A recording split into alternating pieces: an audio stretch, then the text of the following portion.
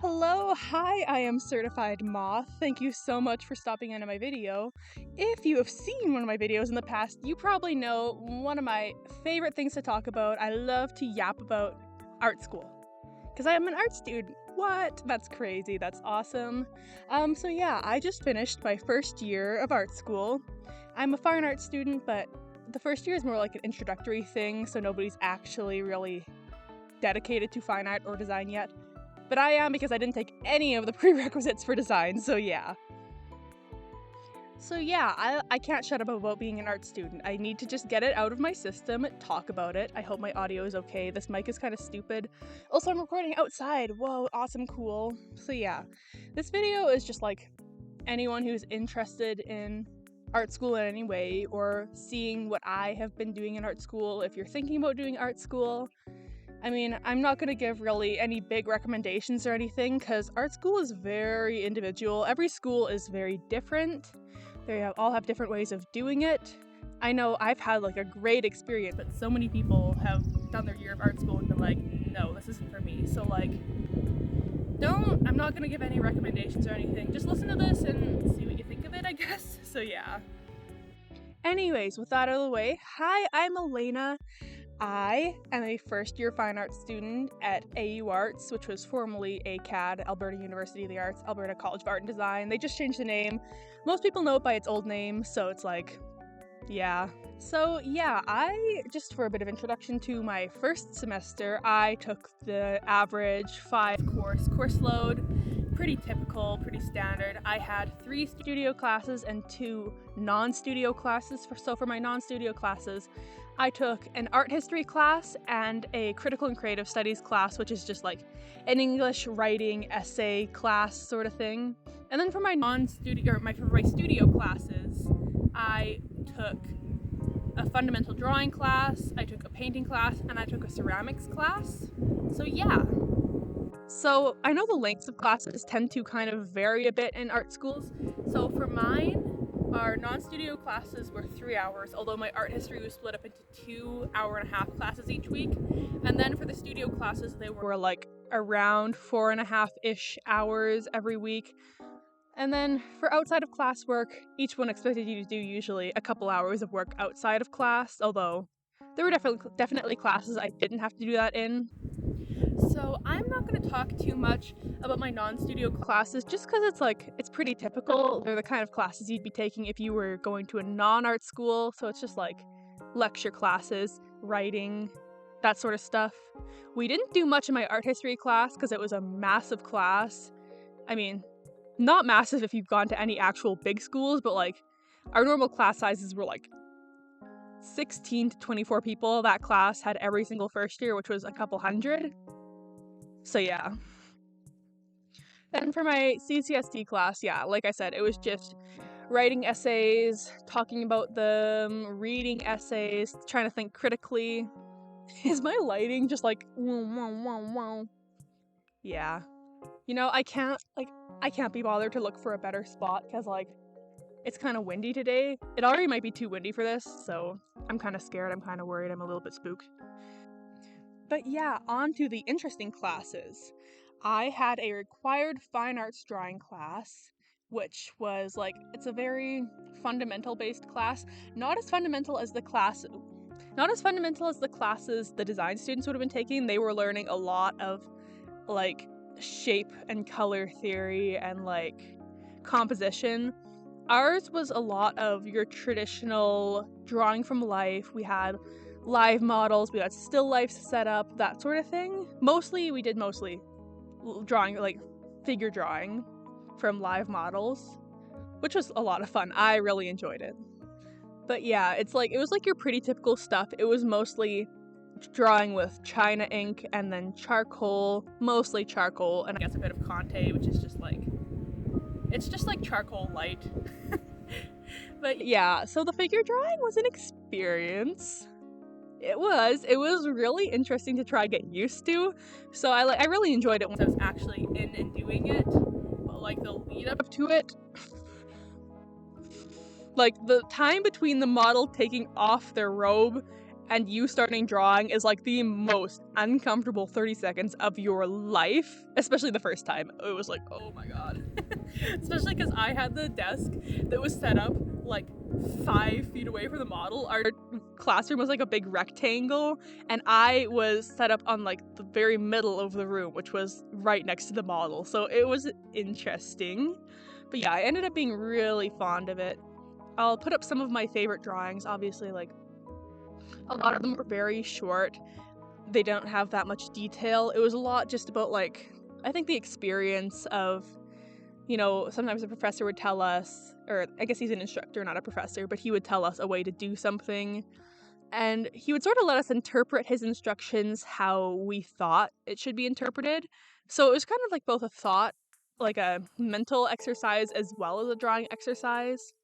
Although, honestly, as a whole, I don't know if this class was my absolute favorite in the world. We really only did one big finished drawing, which was a still life of some items we brought in, and it was like a one, what do you call it? Like, you don't pick up your pencil the entire, or your charcoal the entire time you're drawing it. I'll put a picture up. I was very fond of that drawing. But yeah, we didn't have any crits in that class. We were supposed to, we just didn't. He wasn't a big crit instructor, which sucks, because it's kind of like, I don't know, I feel like it's the whole reason you do art school instead of just doing it online, you know? So it's kind of disappointing. But we did get up and we would walk around the room, look at other people's drawings, that sort of stuff. So it's like, I'm not going to complain that much, but also I am, because that shit's expensive. It's expensive, you know? Like, I'm paying to be here and learn, and like, what am I learning when I'm not, like, I'm getting minimal instruction and we're not doing crits, and like the feedback was pretty minimal too. He would go around and he'd just like look at what you were doing, and maybe he'd say like, oh, he liked it, or try this, but it wasn't like, I genuinely don't know if there was anything in that class that I really got out of it. Like, I could have gone to just a still or a figure drawing session outside of school and gotten about the same amount of feedback. So, you know, it's like, what do you do? I feel like most of what I got out of the class was just the practice. Like, he'd normally let us go an hour or sometimes even 2 early every class, but it's still just like the actual practice of getting in a classroom and drawing is still good for your practice. And I know my thoughts about this class were not universal. A lot of people really loved this instructor, and don't get me wrong, he was a cool instructor. It's just like, I don't know, I thought the class itself wasn't my favorite. I tried to move my camera just a little bit. I hope it's a little bit better. So yeah, my next class was an introductory ceramics class. Very fun. I have mixed feelings about ceramics as a medium, because I've got like sensory issues. The clay dries out my hands. It's unpleasant, but it's also really fun and really cool, but also I get frustrated, in 3D mediums are not always my forte. I'm a very 2D minded person, I think. So yeah, around half the semester was hand building, and then the other half, maybe a little bit less, was wheel throwing. I guess it was a little bit less. We only really had one wheel throwing project, and that wasn't even really a full wheel throwing project. It was like making cylinders and then cutting them apart and sticking them back together to make a picture. I'll put a picture of that. Yeah, I was fond of it. But yeah, we got our clay absolutely dirt cheap. Big fan.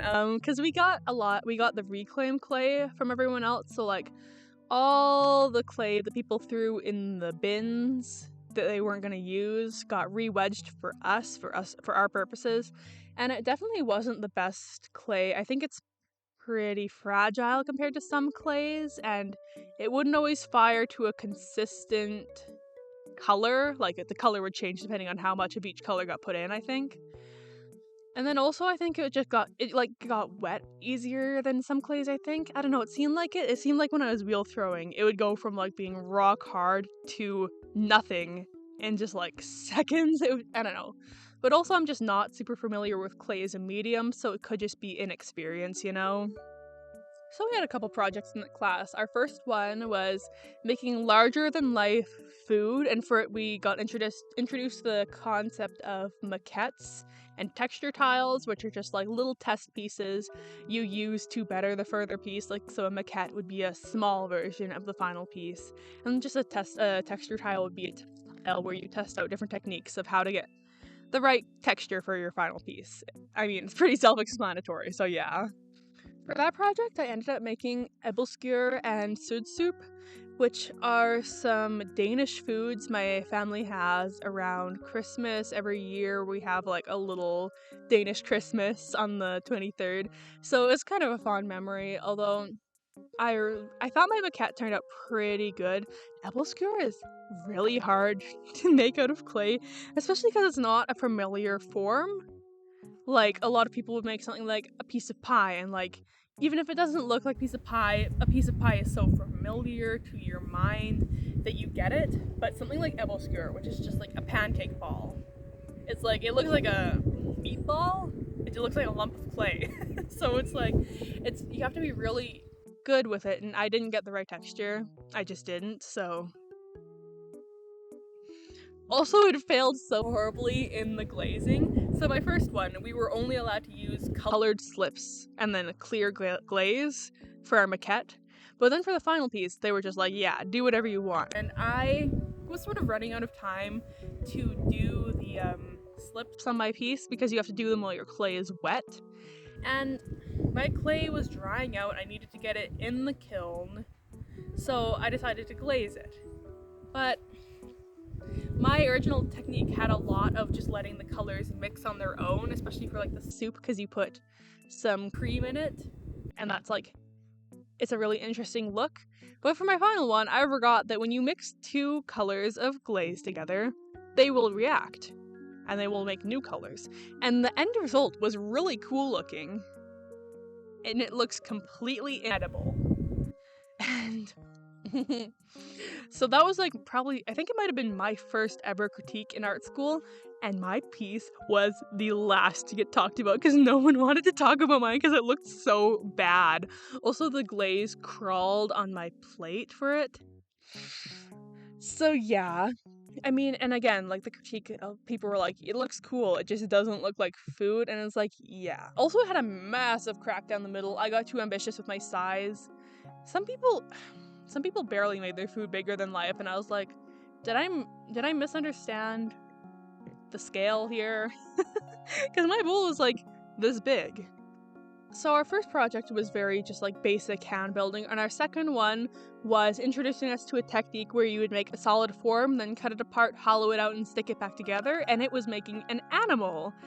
So I made an Asian fishing cat because I was really kind of obsessed with them at the time.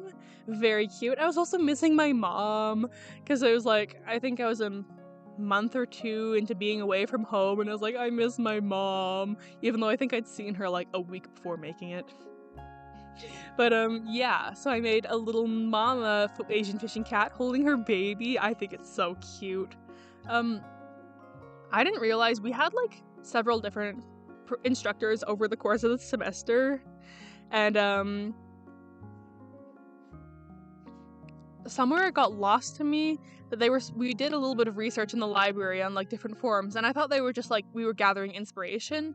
No, our final one was supposed to be inspired by that. Luckily, I'd been looking at a lot of books of like very old like very early ceramics, and they had a lot of very like thick-bodied ceramic animals, so it ended up being fine for me, so yeah.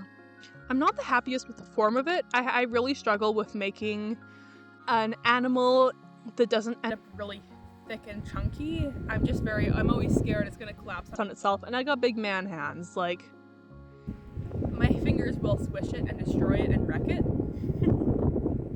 But yeah, I colored this one by using colored and mixed slips, so I mixed up a lot of shades of gray and stuff. And yeah, I was very happy with it. I already talked about the wheel thrown cylinders. It's getting windy, I'm sorry.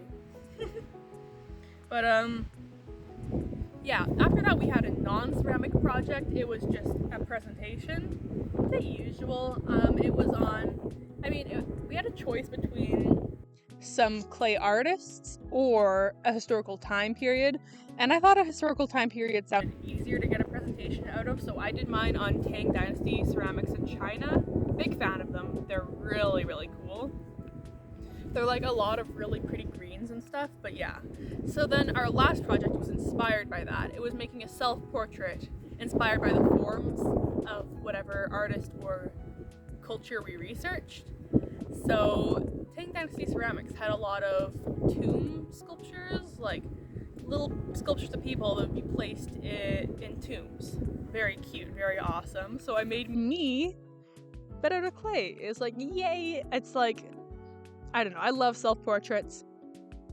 I'm self-obsessed.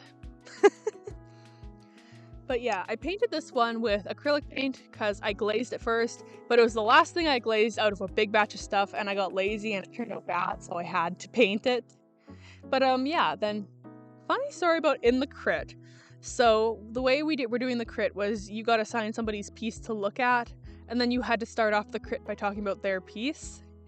But the girl who had mine, she actually had also done her presentation on Tang Dynasty ceramics, and I don't think she even realized, like, English was not her first language. I don't think she realized how we were doing the critique, and so she was not prepared to talk about my piece. And so when she was asked about how my piece was similar to Tang Dynasty ceramics, instead of talking about like the form or anything, or like the fact that it was a statue of a person, she said it was because it was fat.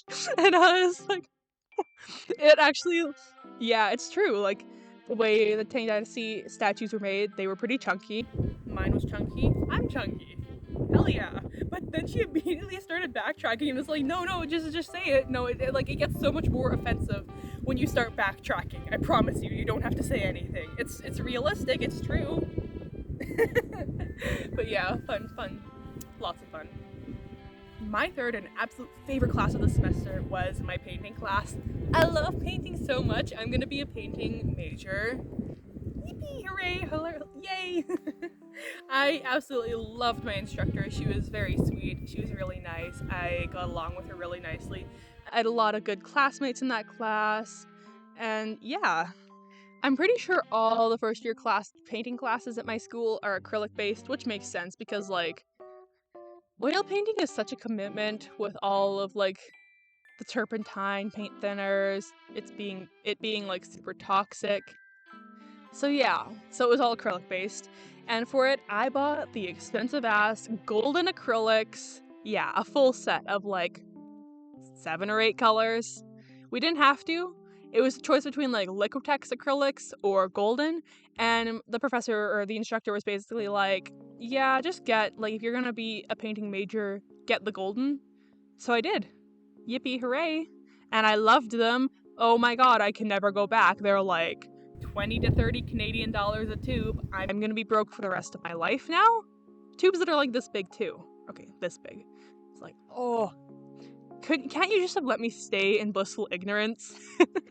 So in the class, we started with just like some very basics. We did color wheel mixing and then just like regular color mixing, making achromatic grays out of complementaries. Yeah. I know color theory. I'm an art student. I know what I'm doing. But I think I got my color wheel wrong because we were supposed to do a warm color wheel and a cool one. But the store I went to didn't have the exact shades of paint she wanted us to get, so I think I accidentally was mixing up my warm and cool variants of my paints. I don't know, I think I messed it up a bit. Whatever, who cares? Then our next thing was still just an intro project. It was bringing in an object to paint multiple times with different color palettes. I love doing that so much. I brought in a glass bottle because I hate myself. My instructor was actually like, are you sure you want to paint that? Like, I have some other objects you can use if you want. I committed to it. I had a lot of fun. They aren't consistent. Like, I kept moving the bottle between each one because I got bored of painting the same thing over and over again, so they look slightly different, but whatever. So yeah, we painted the same item, 4 color palettes. One was monochromatic, one was retinal, which is like true to life colors, one was complementary, and then one was analogous, which is all colors on the same side of the color wheel. So yeah, but like I had so much fun painting the way that color warps and reflects the shapes behind it. And so getting to play around with different ways to show that using different colors was a lot of fun. I do wish I'd done something with a bit more color.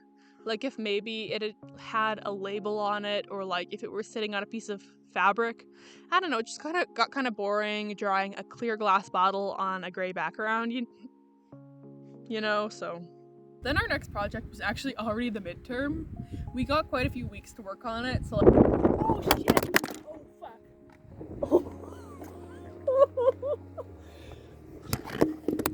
Guys, that is so sketch. Oh my god. My phone landed on that metal thing, otherwise it would have gone in the cracks of this train bridge. Oh, fuck me. That actually would have been it for me. I would have been cooked, I would have been done and dusted. Guys, I'm so scared right now. It's actually getting so windy out. I'm sitting kind of close to the edge here. I'm like, this is where I'm recording, by the way. Maybe if I tilt it up a little bit. Sorry that my setup just keeps changing because I'm incompetent at picking out a good spot to film. So yeah, our next project was a self-portrait using one of the color palettes we'd been learning about. So I actually didn't fully follow the instructions. I chose complementaries, but I actually used blue and yellow, not yellow and purple or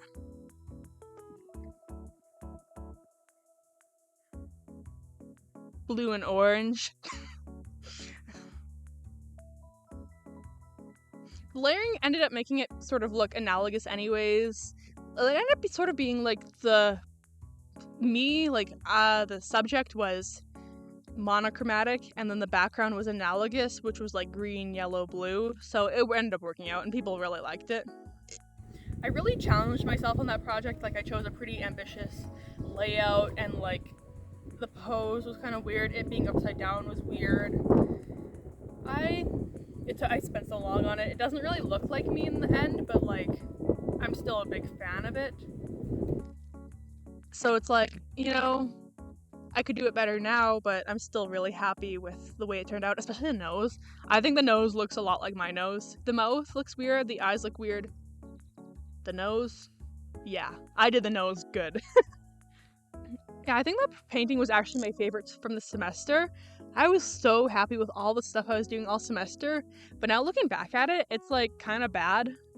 I don't know, I'm not the biggest fan of anything I really did that semester, but I'm still proud of myself, and that was my favorite piece. The next project was just like a collage using painted papers, sticking it together, cutting them out. Yeah, nothing much to say about it. It was recommended to be abstract, but I ended up doing figures. I kind of wish I'd stayed abstract. I thought the background looked really cool. Honestly, my biggest gripe about the piece is just that it didn't really have any meaning to it. I wasn't doing pieces with a lot of meaning back then, but in my second semester, I really switched to making pieces with meaning. I just enjoy it a lot more, so yeah. I think that's like the main thing making me dislike it, is just the fact that it doesn't mean anything. Then we actually had a short group project which wasn't painting, it was sculptural.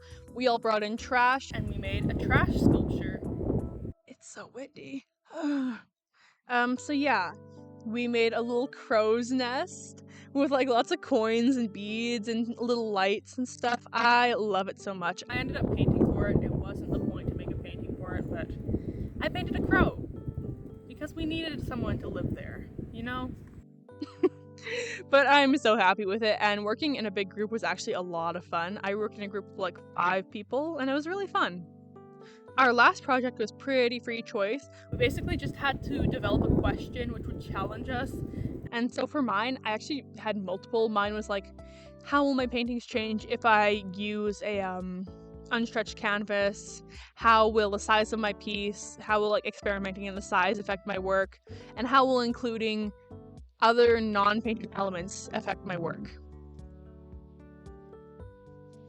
So yeah, also style. I changed my style for it. So yeah, I got a big ass roll of canvas and I painted a big ass self-portrait on it in a new style, and I don't really like the piece. I'm not a fan of it. I think I have potential. I think I'm just like, I'm not a fan of painting in that style. I never really have been. So, you know, what do you do about it? But yeah, I added beads and oil pastel to it just to experiment, have fun. People actually really like this piece. I'm not the biggest fan of it, you know. Just one of those things where you know you can do better. Oh my god, that is a big ant here. I'm kind of scared of that thing. Ew.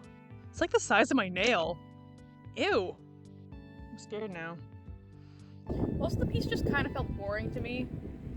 Just personal preference. I think I can do better. Especially now I could do better. But yeah, that was the first semester of art school for me. Wow, pretty cool, pretty awesome. But I still have a second semester to talk about, and I'm already like half an hour to filming. And I'm supposed to be home in like half an hour. Actually less, but and it's like a 15-minute walk back to my car and then like a 10-minute drive home. Also, it's getting so fucking windy. I'm actually gonna scream, cry, throw up. I'm just gonna be reading right from my script here because I don't have time to be thinking. My second semester, I had another semester of art history, which was more modern and contemporary art. Then I had English, another first year fine arts drawing class, which was more concept focused. And then there was print through drawing, hot glass. Art history was like just more of the same. English, we didn't really do that much. I don't know. Whatever. It was pretty easy. I had to do like a presentation. I had to do some writing assignments. I had to make a writing portfolio. Yeah. On to the actual interesting stuff. Hot glass. Glass blowing. Super cool. Super awesome. I don't know if I'm gonna take it again just because it's stressful for me, especially like I'm high anxiety. I have a lot of stress in my life. And hot glass, working with molten glass just adds a bit more of that into my life that maybe I don't need. Maybe, perhaps, kind of. We spent the first several weeks just like making marbles and learning how to not hurt ourselves. Actually, it was so funny. In that class, we started glass blowing or like working with hot glass day 1. In a lot of my classes, we spent the entire first class just going over the syllabus. In that class, we like sped through the syllabus and it was like, okay, now get working on your glass. And I was like, I'm so intimidated. It really wasn't until mid-semester we were allowed to do any sort of glass blowing. And honestly, I'm not a fan of glass blowing as a medium. I really like bit working. I like working with solid glass. Glass blowing is just really finicky. And it's like actually getting the glass blown in the first place is so hard, and then keeping it in a workable stage then, because it gets really easy to collapse on itself, and it's just like, ugh. I don't know, it's just so finicky, not really my kind of thing. That big ass ant is back, and get away from me, I'm so scared right now. I'm not scared of ants, but this thing is, I'm not even kidding, it's so big. It's trying to get me. I'm sorry for screaming. I'm gonna throw up.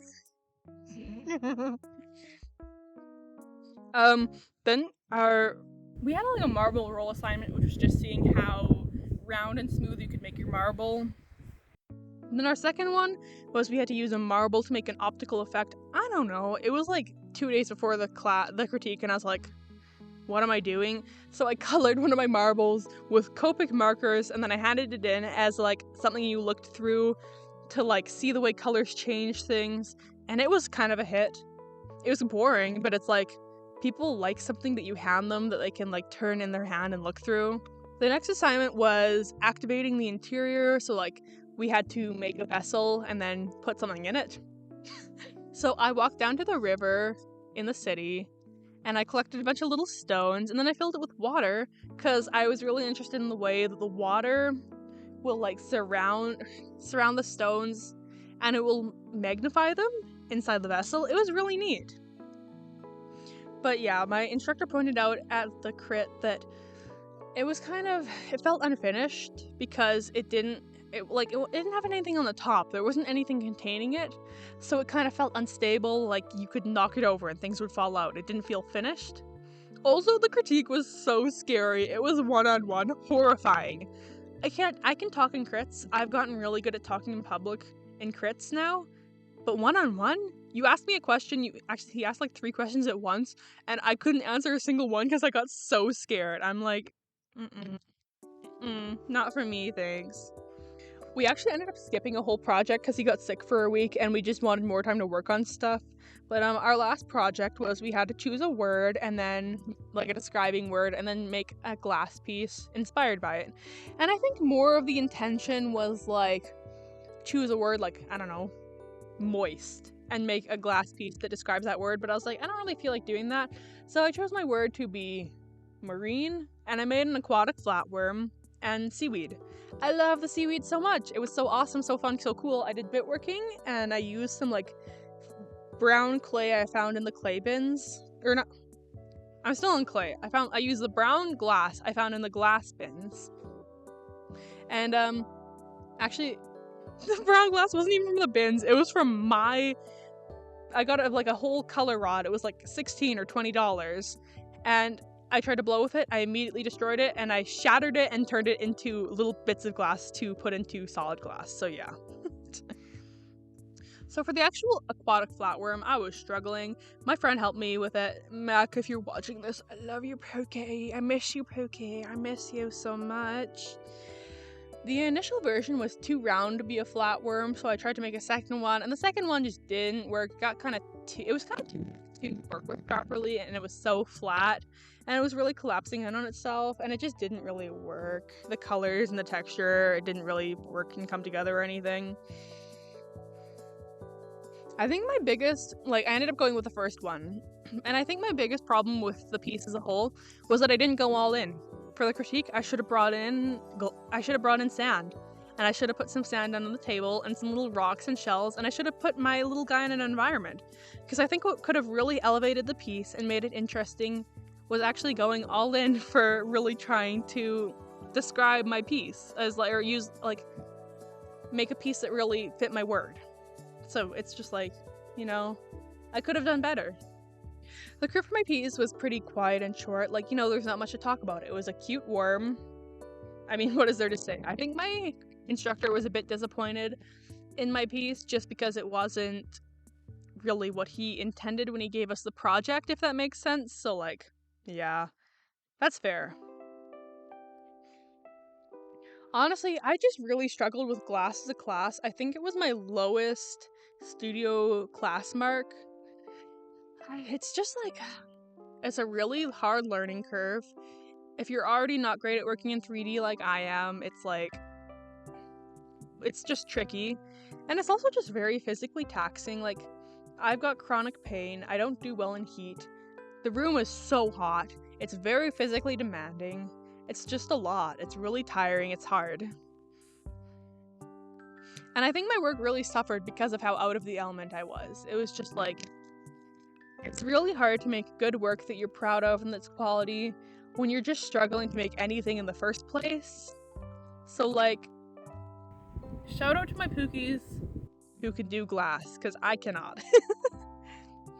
My print class was the bane of my existence. I'm not kidding. I'm not joking. I'm being so serious right now. I went into the class thinking I would leave being a print minor. No, I left knowing that I would never ever take another print class in my life. I'm not. Each project has this special place of hatred inside my soul. I can't even. In the class, we learned about 3 types of print. It was colograph, linocut, and etching. Colograph just sucked. Shout out to anyone who actually likes it. You are either a masochist or incredibly strong-willed. And I don't know. You gotta be a special kind of person to enjoy that. I don't know. I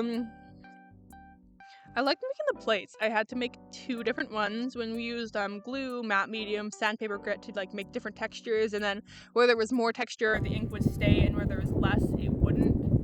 It's getting windy. I'm so scared my phone's gonna fall over again. What really got me was the inking process. It was a kind of inking process where you put really thick ink on it, and then you wipe it off, and you have to wipe to get all the excess ink off, except you have to wipe it, I'm not even kidding, dozens upon dozens of times. It would take me half an hour to get my plate ready to print, and then the plate would just turn out shitty and dark and muddy anyways, because it's just like, it's the way that kind of print is, and it sucks. Also, the inking table was hip height. So if you were leaning over it the whole time, it just fucking hurts your back. I was so tired. And then also the ink is dangerous because it's oil-based and it has heavy metals in it. So you're also wearing these thick-ass gloves and your hands would be so sweaty, you'd be sweating, you'd be hurting. And it's like, oh, I've got to do like 4 more editions of this to try get some quality ones. Project 2 was lino. Easy enough, I've dabbled in lino. I like it. But no, I didn't like this. Because we weren't using the pink or blue little slabs of lino you get. We were using a real piece of linoleum. That's like, it's hard to carve. It is like this thick, so your little tool is going through it and destroying it. But yeah, also as big as hell. It was like massive. I made a self-portrait because that's what I'm into right now. The plate took so long to carve, but it was actually really easy to print because you just have to like roll it and then put it through. Although mine was less easy to print because it was so shallow, because it was so thin, that I have to go back in with a cloth and like wipe away all the little crevices that are supposed to not pick up ink, because they would pick up ink and they'd make it look shitty. I at least like the results of that one. I'm like, the process wasn't the best, but it wasn't the worst either. But the last one, etching. I'm not even kidding. The process, I really like the results, but the process sucked so hard. I can't talk about it. Yeah, I can't. I had to spend the most time on it by far. It was a double plate print. So I would have to make 2 plates that would come together to make one cohesive image if you had to print it twice, which is really hard because they have to match up perfectly. Also, the process almost gave me carpal tunnel. I'm not even kidding, because you'd have like this thin ass little tool, and you're like trying to scratch away at this piece of acrylic. It hurts, and then I had to make 2 of those, and they were both also large. I can't. I'm actually getting so heated about this. I cannot. But yeah. It was just a life that was in some way personal to us. So for mine, I did a bunch of my paint tubes and paintbrushes because I like painting. Very fun. Although mine had text in it, and that sucked to try do. Text and etching, they don't mix. The printing process was the same as the collagraph, which sucks because I hate wiping my plates. But the material was at least smooth, so the ink would come off easier. But it took absolutely forever to do anyways, because we were using communal ink pots. And every single one was dried up.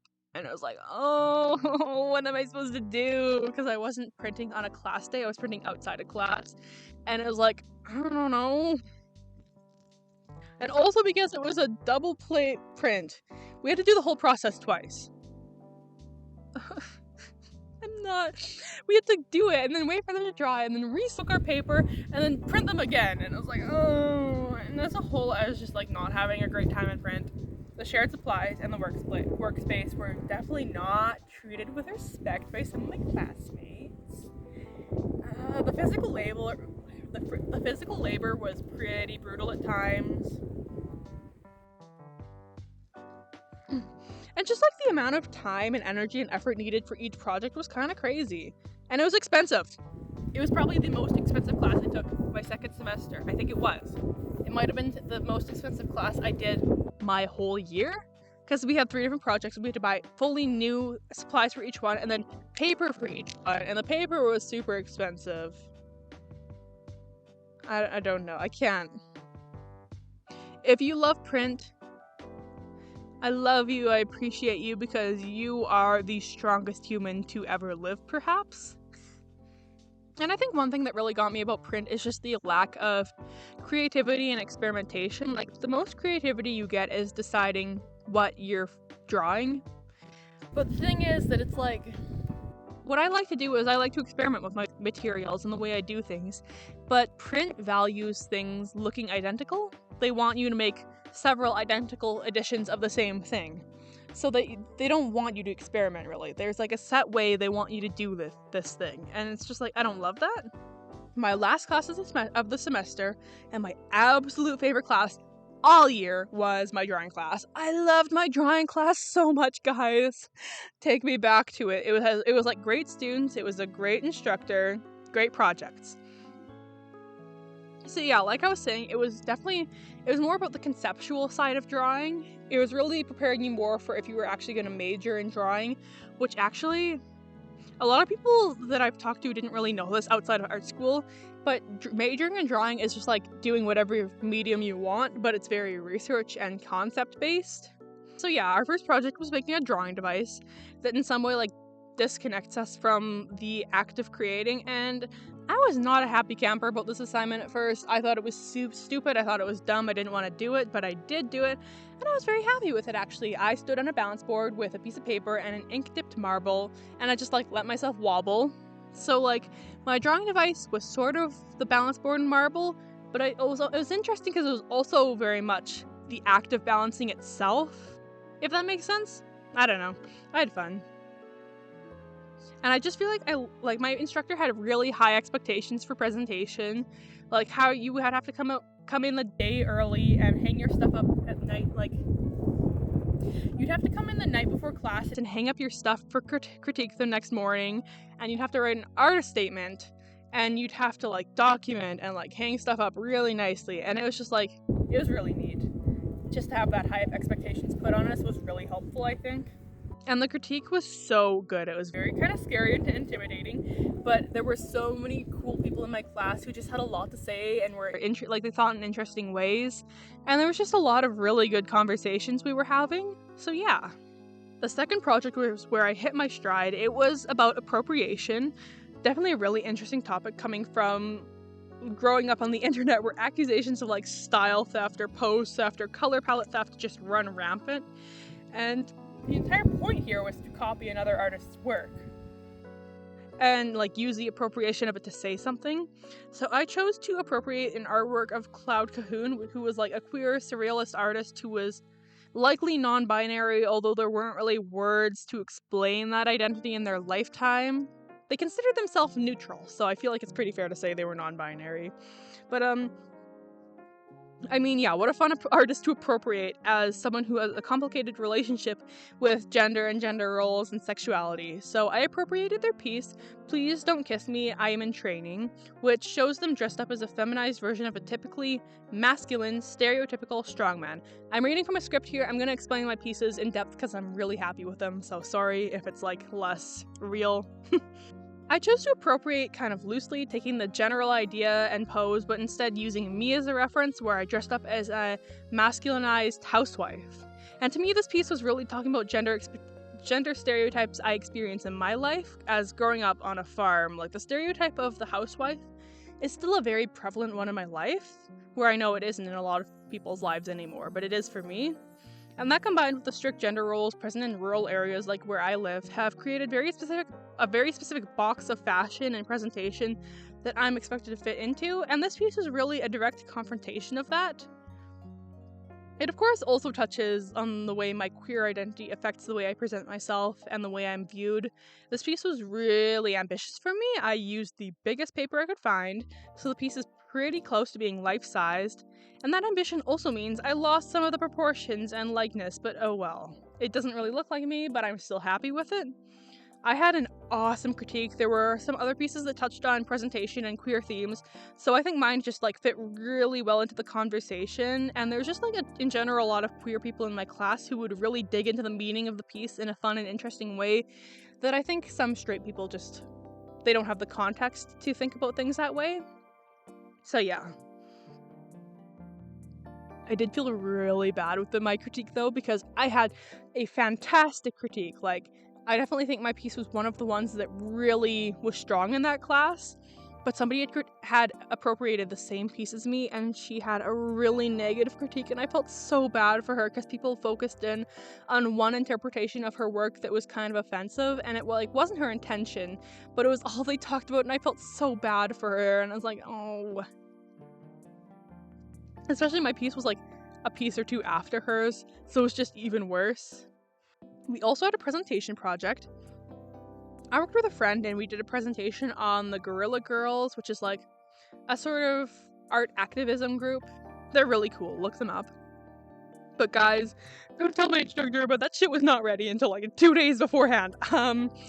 We were supposed to like rent a whole projector and do a run through. We didn't do that. And also, we were supposed to have a like zine made. I forgot about the zine until like 2 days beforehand, so I made it last minute. I printed it last minute. I was so scared I was gonna run out of printer credits. But it was fun. I enjoyed it. It was a good presentation. Our last project, she actually changed for our class. She changed it to an assignment she usually gives higher level courses because she thought our class was ready based on the other projects we'd done. And it was a fashion project, so it was basically just making an outfit or piece of clothing personal to us and writing a short manifesto instead of an artist statement. And guys, I love this project.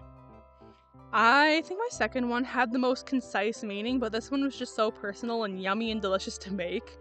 I was talking about my experiences with fashion as a fat person, shown in different ways in 3 separate pieces. So I thrifted a slip, a jacket, and some jeans, which I customized. The jacket I embroidered, beaded, and added charms onto, and it was partially about the way that fashion for fat people is often designed to minimize us and hide us. So for me, I've always used jackets and loose clothing to hide my body, so I cropped it short enough to see my hips and belly, and I used it to highlight my body instead of hiding it. And then I was also thinking about the way patterns and designs are often different on plus-size clothes. Like, they're usually bright and busy to hide your body, so there tends to be a lack of designs meant to just, like, be fun and nice, if that makes sense. So I made something that was just like packed full of just fun, funky, fresh, kind of childish. Like, I don't know, I feel like when you're fat, a lot of your your ability to be viewed as childish and young is taken away from you. You're expected to be mature. I don't know, it's odd. It's like, I can't even fully explain it, but it's just something that I found, like, from early on. Fashion especially has just been very adult oriented. You know, you go anywhere and there's not things for young people there. It's all very like middle-aged, older millennials, younger Gen X kind of fashion. And it's just like, it's kind of, you get it taken away from you, your ability to participate in trends and like wear things that are age appropriate. The jeans I customized with acrylic paint, and they were sort of about the lack of choice in plus size fashion, especially in pants and jeans. Shopping plus size just sucks. You don't get trendy styles, like I was saying. You don't get variation. You don't get comfort.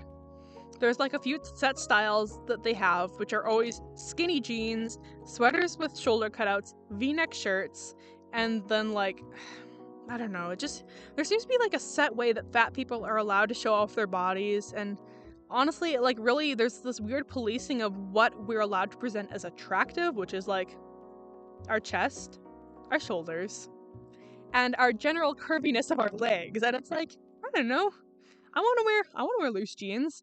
I want to wear like a shirt that doesn't show off my whole tit. Thank you very much. Especially when I was like 15 and I was like, I don't want to be wearing this that like shows off my whole boob. And especially as someone with an interesting relationship with gender, it's just like even more so. And I feel like my jean piece was really highlighted by the fact that I had to buy men's jeans to escape the skinny jeans and cutoffs that like completely dominate plus size women's clothing sections. And then I think the last piece is definitely the most conceptually strong and meaningful. It's a thrifted slip which I used lino cut to repeatedly print the phrase, "I'm sorry, I don't mean to offend you," onto. And this piece was about the way my sexuality as a fat person has been defined for me by other people. As a fat person, I constantly have other people's judgments placed onto my body, especially when it comes to sexuality, because my body is both over-sexualized and then desexualized. I'm simultaneously told that my body is more provocative than my peers, and that the clothing they wear is fine on them, but inappropriate on me because I'm curvier than them. And then on the other side of the coin, I'm really bombarded with the messaging and idea that my body is inherently ugly and disgusting, and that the idea of somebody ever being attracted to my body is like laughable, and that it's like just a joke. And like, I chose to engage with these ideas by wearing a garment meant to be sexual, and also meant to be private, and taking back the narrative and outright saying that, I don't mean to offend. And this statement is both genuine and sarcastic, because I'm both saying, I don't mean to offend you, because I don't. My body isn't offensive. My sexuality is not offensive. And of course, it's also kind of confrontational, and it laughs at anyone who might be offended in the first place. Like, it gives an apology not as a genuine apology, but to laugh at the idea that I should ever have to, that anyone should be offended by it. And it's like, I don't know, this was a very powerful piece for me, and especially because I wore this piece out in public to take my documentation pictures. I wore it to a mall, and it was really hard to do. It was really hard to put myself out there like that. But yeah. Also, I just love the slip because it was thrifted. It was like kind of old, and it had been altered to be longer and to have more modesty around the breast area. And like, that's just creates such an interesting narrative for me of like, whoever owned this before me, altering this to make it more modest for her body. I could yab about this forever, but yeah, anyways, like, talking about the meaning aside, the piece was just another great critique. My class had a lot of skinny people in it, but there was still a lot of genuine engagement. I was worried people were going to be insensitive going in, and I think maybe a few comments were kind of mildly iffy of like, maybe that wasn't necessary, but like, whatever. But overall, people really did seem to want to listen to what I was saying, and they were responding in meaningful ways. Although maybe some of the comments were worse than I remembered, because my instructor emailed me afterwards to ask if any of the comments upset me, and I was like, I don't know, I thought this went well. I thought this went really well. I don't know, maybe I'm just like kind of numb to those kind of comments, but the crit was super awesome. I was so pleased with it. Also, it was just like, it was kind of intimidating hanging my clothing up in front of my class, because that's something I'm very insecure about, is just like the size of my clothing when it's off my body. But I did it, and I think the presentation ended up really working for it. I think this class was genuinely the class that made me improve the most, because it made me actually think, both in like the creation of my work, but also the presentation of it, like the way I was hanging my work up, and like the way I was showing people it, and also in just talking about other people's work. I wish every class in art school could be that awesome, but you know, I at least hope that everyone going to art school has a class like this at some point, because it really is. It changes the way you do art for probably the rest of your life. Like, I think that class has genuinely fundamentally changed the way I think and create. Also, I ended up with an A plus in that class, my only A plus the whole year. I don't think I got an A plus in any other class. My arm's bleeding. I didn't have an A plus in any other class, but I genuinely feel like I deserved it in this class. Like, I was working hard, I improved, and I made some kick-ass work, in my professional opinion. But I'm just super proud of everything I did in that class, and I'm so happy with it. But yeah, that's an overview of all my classes my first year. If I do this type of video again, I'd probably do it after the end of each semester so it doesn't get so long. But yeah, overall this first year was just a super cool experience. I feel like I learned so much. And even the classes I didn't like as much, I genuinely feel like I still learned and I still walked away a better artist. And as much as I was stressed out and tired and frustrated all the time, I have never been happier than I have been in art school.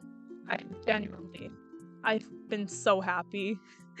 And it's made me so excited for the future of being an artist. I met so many awesome people, I improved so much, and I've just expanded my artistic practice so much.